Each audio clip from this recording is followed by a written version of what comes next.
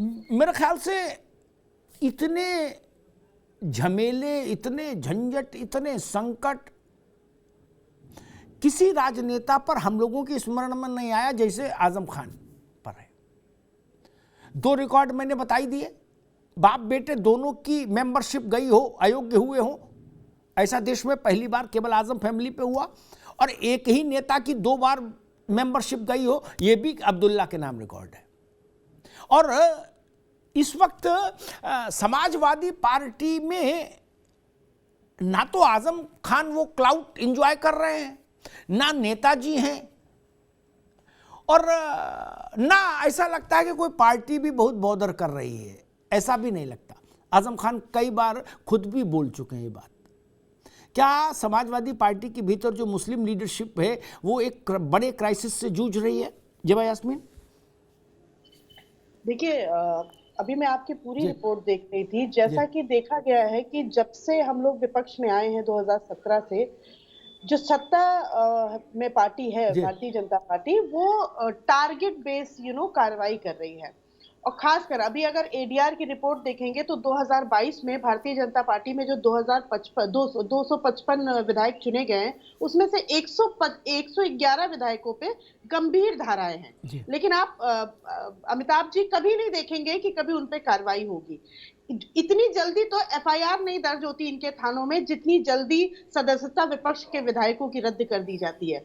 तो ये जो कार्रवाई होती है ये इतनी सख्त है, विपक्ष को खत्म करने का एक साजिश है, दबाने का एक साजिश है, क्योंकि हर किसी से छुपा नहीं है कि आजम जी की बातें इनसे बर्दाश्त नहीं होती थी। एक निडर, एक खुल के बोलने वाले नेता है, तो ऑब्वियस सी बात है कि उनसे इन्हें खतरा है, तो सबसे पहले उन्हें रास्ते से शांत करने की कोशिश की जा रही है। जितना परेशान, अभी जेल से छूट के वो आए हैं, उसके बाद नए मुकदमे, अब सदस्यता रद्द, फिर वोट देने की भी राइट ले लिया गया है। तो मुझे लगता है कि मतलब ये चाहते हैं कि बस किसी के अस्तित्व पे हमला करने वाली बात है। जहां तक बात भारतीय जनता पार्टी की है, जेबा दोबारा में आएंगे, एक बार सबको बहस में ले आए। जेबा एक बार सबको बहस में ले आए, फिर दोबारा में आएंगे आपके पास। एक सवाल छूट गया है, वो दोबारा में हम चाहेंगे आप उसका उत्तर दें। समाजवादी पार्टी आजम खान के लिए ना तो जेल गई ना सड़क पर उतरी, ठीक। आजम खान साहब, ये मेरा आरोप नहीं, ये उनके परिवार का आरोप है। मंच पर दिया नहीं दिया छोड़ दीजिए, मैं पूरी जिम्मेदारी से कह रहा हूं। और उन्होंने कहा था कि हो सकता है कि मुलायम सिंह जी, तब मुलायम सिंह जी थे जब ये जेल से छूटे तुरंत, उन्होंने कहा हो सकता है मेरे जैसे छोटे कार्यकर्ता का टेलीफोन नंबर न रहा हो नेताजी को याद। ये भी एक सवाल है, ये भी एक बड़ा मसला। फसाद शानू, आपसे ज्यादा आजम खान साहब को किसी ने नहीं देखा, किसी ने नहीं परखा, ना उनके साथ कोई रहा। अब बताइए, अब क्या हम, जो एक चर्चा चल रही है कि एक हर आदमी का एक दौर होता है, वो दौर बीत गया, क्या रामपुर और उसके आसपास के हलकों में आजम खान और उनके परिवार की सियासत का सूर्य अस्त हो गया, या मसला केवल वही है जितना जेबा यास्मीन कह रही है कि भाई बीजेपी की सरकार है इसलिए तंग कर रही है? जी देखिए, जहां तक इन्होंने जेबा साहिबा ने कहा कि भारतीय जनता पार्टी की सरकार है, तो जो सजा हुई है उनके बेटे साहब को, या उनको सजा हुई, तो न्यायालय से हुई है। तो न्यायालय में तो सरकार होती नहीं है। मैं आज भारतीय जनता पार्टी का सदस्य हूँ, छोटा सा कार्यकर्ता हूँ, और मेरे ऊपर भी मुकदमे दर्ज हुए हैं। आज भी आपसे बातचीत से पहले 10 मिनट पहले ही मैं न्यायालय से आया हूँ, अदालत से आया हूँ, कोर्ट से आया हूँ। तो देखिए, वो तो न्यायिक प्रक्रिया है और न्यायालय में न्याय मिलेगा। अब जो अपराधी होगा उसको सजा मिलेगी, वो एक अलग बात है, उसमें सरकार का कोई रोल नहीं है। अब आपने ये कहा कि आज आजम खान की क्या हैसियत रह गई है, तो मेरा मानना ये है, और ये अभी आगामी चुनाव है स्वाटांडा में, मेरी बात साबित भी हो जाएगी कि अब उनके कहने से कोई प्रधानी भी नहीं जीतेगा। रामपुर की जनता ने ये मान लिया है कि उनके साथ छल हुआ है और छलावा हुआ है। 2019 में सदस्यता चली गई थी अब्दुल्ला आजम साहब की, लगभग 4 साल खाली रहा स्वाटांडा। अब फिर स्वाटांडा के साथ धोखा हुआ, छलावा हुआ, स्वाटांडा के लोगों ने वोट दिया, तो जनता समझ चुकी है और जनता विकास के साथ है। अब्दुल, जो मैंने नारा दिया था, अब्दुल अब विकास के साथ है। आपने भी एक बात कह रहे थे अमिताभ भाई, आप बड़ी अच्छी और सच्ची बात करते हैं और सही बात करते हैं और सबूतों के साथ बात करते हैं। आपने कहा कि परिवार उनसे नाराज है, ये सच है। मैंने बयान दिया था जब मैं समाजवादी पार्टी में था, तो मैंने बयान दिया था और उनके कहने पे दिया था। उनके साहबजादे अब्दुल्ला आजम खान साहब के कहने पे दिया था। मैं सच कह रहा हूँ, वो अल्लाह को हाजिर नाजिर मान के कहते हैं, और मैं भी अल्लाह को हाजिर नाजिर मान के कह रहा हूँ कि उन्होंने मुझसे कहा था या नहीं कहा था। अब्दुल्ला आजम खान साहब से आपकी बात हो तो आप उनसे पूछ लें कि उन्होंने मुझसे बयान देने को कहा था या नहीं कहा था। सवाल ये है कि गलतियां किसकी हैं।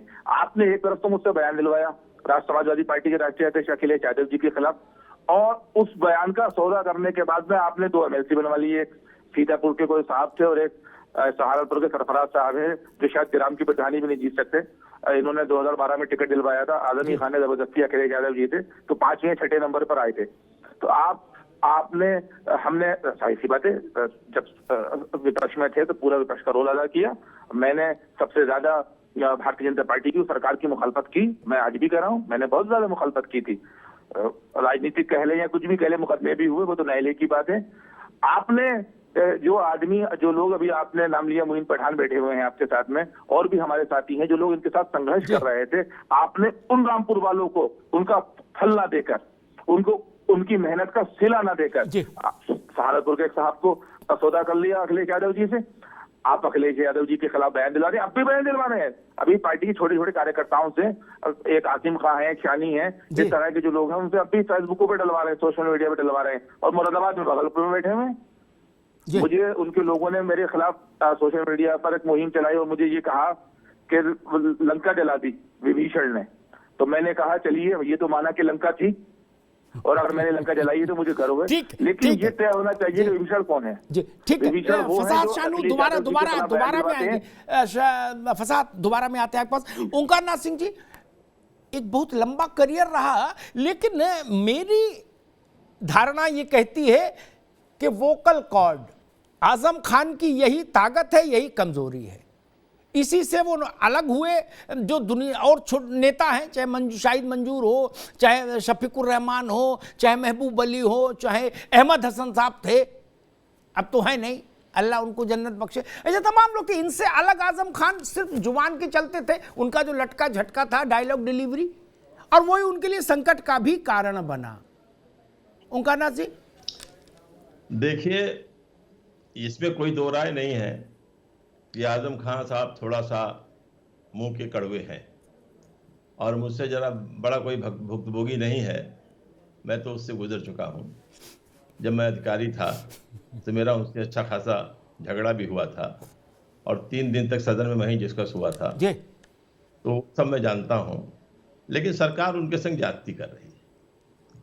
आजम खान कोई मुख्तार अंसारी नहीं है, अतीक अहमद नहीं है, एक नेता है, और मैं उनका बहुत विरोधी हूं। लेकिन मैं अभी रामपुर गया था 1 साल पहले। रामपुर जिस तरह का उन्होंने बनाया है, उसकी तारीफ करनी पड़ेगी, चाहे जो कुछ हो जाए। और देखिए, सरकार ने एक आदेश जारी किया है, विधानसभा में कानून बनाया है कि विधायकों के ऊपर कोई मुकदमे अगर होते हैं आंदोलन से संबंधित, तो उसको सरकार वापस ले लेगी। मुख्यमंत्री ने अपना मुकदमा वापस लिया, उप मुख्यमंत्रियों ने अपना मुकदमा वापस लिया, कई मंत्रियों के मुकदमे वापस हुए, कोर्ट से कुछ लोग छूटे उसी कानून के तहत, लेकिन इनको नहीं छोड़ा गया। नंबर 1। नंबर 2, अगर यही होता, आप देखिए जॉर्ज फर्नांडिस 1974 में डायनामाइट कांड में पकड़े गए थे। अगर उनको इसी तरह से सरकार चाप देती तो वो भारत के रक्षा मंत्री बन पाते। अटल जी ने सड़क रोको आंदोलन किया था 1974 में किसानों के संबंध में, हजारों आदमियों को किया था, 5 दिन नैनी जेल में रहे थे। क्या उनके ऊपर इस तरह का मुकदमा होता तो भारत के प्रधानमंत्री बन पाते हैं? ये बड़े नेताओं को इस तरह से चीजों से बचाना चाहिए जी। हाँ, उनकी जो कमियां हो, कोई उनका वैसा अपराध हो, ठीक है ओंकार जी, लालू यादव का पकड़े गए थे, समझ में आता भाई, उसको करिए। लेकिन ये जब चीजों पे थोड़ा परहेज करना चाहिए और अच्छे तरीके से करना चाहिए। देखिए, एक तरफ तो उनका मताधिकार छोड़ दिया, ठीक, एक सेकंड एक तरफ तो उनका मताधिकार आपने बंद कर दिया, और दूसरी तरफ फूलन देवी को चुनाव लड़ा के सांसद बना दे रहे हैं, तहसीलदार सिंह को जो चुनाव लड़ा रहे हैं। तो ये हर पार्टी की बात है। बीजेपी ठीक ओंकार जी, ठीक है, दोबारा आते हैं भाई, दोबारा आते हैं। मैं नावेद शिकोह के पास चलूंगा।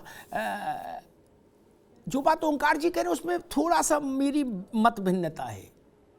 कानून में ये घुसाया ही नहीं जा सकता कि बड़े वाले कद के जो नेता हैं जिनके कुर्ते में कलप ज्यादा है उनके साथ ये लीनियंसी बरती जाएगी और जिनके कुर्ते में कलप कम है उनके लिए कानून ये होगा। ऐसा तो हो नहीं सकता, एक ही नपना होगा, उसी से सब नप जाएंगे। आज अटल बिहारी वाजपेयी होते वो भी इसी एमपी एमएलए कोर्ट में खड़े होते, ये जान लीजिए। जवाहरलाल नेहरू होते तो वो भी खड़े होते और पकौड़ी लाल भी इसी में खड़े होंगे। आजम खान क्या है? पकौड़ी लाल भी इसी में खड़े होंगे भैया। आजम खान हो, कोई खान हो। और ये रामपुर के साथ अभी जो बाई इलेक्शन हुआ था, जेबा यास्मीन के संज्ञान के लिए बता दूं, फिर नावेद जी को पास चलूंगा, वो बाई इलेक्शन क्यों हुआ? बीजेपी का एमएलए अयोग्य हुआ उसी कानून के तहत जिस कानून के तहत आजम भाई अयोग्य हुए और बीजेपी सीट भी हार गई। और लाख टके नावेद जी को लाख टके का सवाल आपसे ये है, क्या समाजवादी पार्टी आजम खान और उनके परिवार के साथ खड़ी है? मैं प्रवक्ता के वक्तव्य, ट्वीट, एएनआई को बाइट, इसको नहीं मान रहा। खड़ा होना हम भी जानते हैं कैसे होता है, होती है पार्टी खड़ी, ठीक जी। क्या आजम खान या आजम खान को जो कुछ लड़ना भुगतना जो करना है वो अकेले करना पड़ेगा? नावेद को क्या दिख रहा है आपको? जी बिल्कुल नहीं खड़ी है। जमीनी तौर से तो अगर समाजवादियों का ये कहना है कि उनके साथ अन्याय हो रहा है, उनके साथ नाइंसाफी हो रही है, उनके साथ पक्षपात हो रहा है, तो उनको जमीन पे उनके कैडर को उतरना पड़ेगा, उनके बड़े नेताओं को जमीन पे लड़ाई लड़नी होगी। वैसे ही जैसे मैनपुरी में वो चुनाव लड़ रहे थे और जमीन पे आके उन्होंने चुनाव जीता और कहा कि प्रशासन से हम लड़े, हम सरकार से लड़े और हमने मतदान करवाया, उस तरीके से वो नहीं लड़ रहे हैं। मुझे लगता है कि समाजवादी पार्टी को ये लग रहा है कि उनका एक कांटा निकले जा रहा है, क्योंकि सपा को ये लगता है और किसी हद तक इस बात पे सच्चाई भी कि आजम खान वो कैरेक्टर है, वो नेता है जिनको लेकर भाजपा ध्रुवीकरण करने में उसको एक रास्ता साफ होता है। और समाजवादी पार्टी आज की स्थिति में वो चाहती है, उसको ये गलतफहमी है या सचफहमी मुझे नहीं पता कि मुसलमान तो वोट उनको देगा ही क्योंकि उनकी मजबूरी है और दूसरा कोई दल है नहीं, और मुस्लिम वोट तो उनको मिलेगा ही। और हम मुसलमानों के मुद्दों को लेकर, उनके नेताओं की बातों को लेकर, मुस्लिम नुमाइंदगी करने वाले नेता के लिए लड़ाई लड़कर हम ऐसा नहीं करेंगे कि ध्रुवीकरण का कोई माहौल बन जाए और बिछड़ों के वोट के दो दावेदारी है वो कुछ कमजोर पड़ जाए। इसलिए मुझे लग रहा है समाजवादी पार्टी के लिए तो बहुत अच्छा है, उनको शायद लग रहा है उनके बड़े नेताओं को कि साइड लाइन हो गए, इनकी वजह से अब ध्रुवीकरण नहीं होगा, बंटवारा वोटों का नहीं होगा और भाजपा कहीं ना कहीं कमजोर पड़ जाएगी सपा से लड़ने में। जी मोइन पठान साहब के पास आ रहा हूं, फिर आलोक जी आपके पास आऊंगा, है ना। सारी स्थिति तो आजम खान की आप ही की पार्टी ने खराब की। आलोक जी, मोइन भाई आपके पास आऊं से पहले एक बात कहूं, जो बात हमारे मित्र कह रहे हैं ना नावेद को, इसमें एक चीज और भी हमको देखनी पड़ेगी। केवल यही नहीं कि ध्रुवीकरण, जवाहरलाल जी के बाद जब इंदिरा जी ने टेक ओवर किया, ओंकार भाई मुझसे बेहतर जानते हैं कांग्रेस को, ठीक, तो उन्होंने कहा कि भाई जो लोग हिंदू बोलते हैं ऐसों की लिस्ट बनाओ और इनको एक अभियान के तहत बाहर का रास्ता दिखाओ, नुकसान फायदा हम देख लेंगे बाद में, पहले इनको हटाओ। जो घुसते आते कहते हिंदू बेटा हमने तुमको गोद में खिलाया पंडित जी के यहाँ, उन्होंने इनको सबको हटाओ। जो ये कह के घुसे कि मैडम इंदिरा जी उसको अंदर लाओ, ठीक। मोइन पठान, मुझे याद है जिस बैठक में अखिलेश यादव नेता चुने गए 12 में, उसमें आजम खान साहब को भी भाषण देने के लिए कहा गया। आजम खान, बाकी ने तो ठीक ही बात, आजम खान साहब ने कहां का याद किया? हमको याद है नेताजी घुटनों चलता था टीपू,